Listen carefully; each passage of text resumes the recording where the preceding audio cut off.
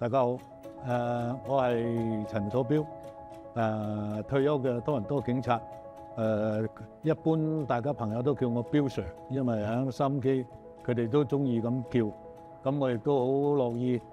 咁講翻咧就係話過去呢10年點解退休之後啲人好奇怪，點解我仲會form 咗一個加拿大為人會 For People Community Support Association。因為咧就係話喺我15年嘅警務生涯入邊咧，我發覺我哋多倫多華人社區咧，我哋有3個弱點。第一就係言語嘅障礙，第二就係東西方文化嘅差異，第三就係加拿大嘅法律同我哋原居地係完全唔同嘅。冇大部分咧，我哋嚟自中港台，但係咧嗰個法律係唔同。就算係香港咧，法律都係90%一樣。但係喺警察嘅運作咧係完全兩件事，咁所以咧就好多有不必要嘅誤會咧，我哋華人嚟講係比較吃虧嘅。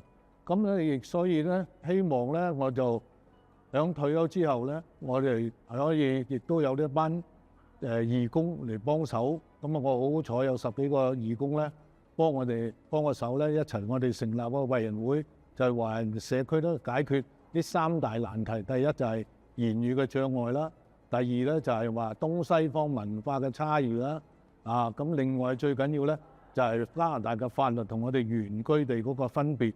咁我哋嚟到呢邊新移民有咩可以先了解多啲，唔會避免自己誤墮法網。所以咧呢個咧就係我哋成立為人會嗰個原意。